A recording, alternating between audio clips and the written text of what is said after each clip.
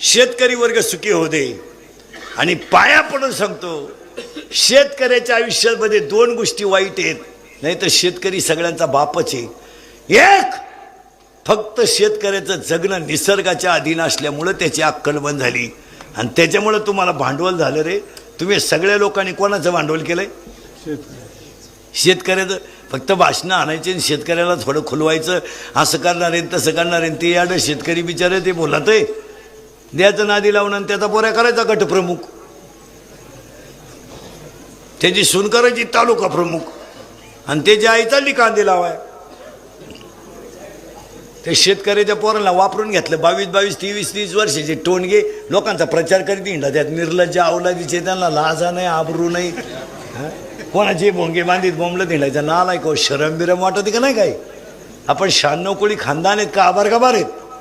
हां, म्हशी बाजरून जागा ना नालाय का? कोणच्याही मागं अर्ध्या सपटीसाठी बोंबलं हिंडायचं. हे छातडाला बिल्लीला येतं. काय वांग आहे रे तुझ्याकडं? अरे फॉर्म भरायच्या दिवशी त्यांची इस्टेट जाहीर झाली.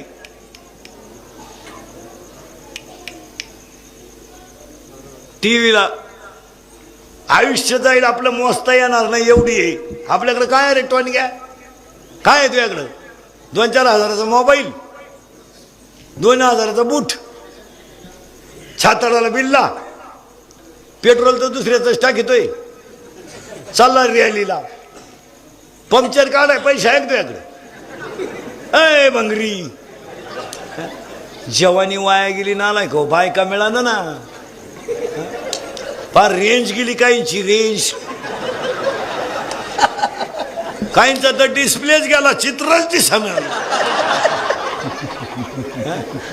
मिशा काढायच्या आणि कपडे बांडे कपडे घालून क्वाटरी प्यायच्या नालाय का? 22 आणि 24. महाराज, हसण्यावारी गोष्टी नेऊ नका. हिंदुरीकरचं कीर्तन आहे. 22ला आणि 23ला क्वाटरी प्यायच्या नालाय का? आयुष्यभर बापाने काय पाप केलं?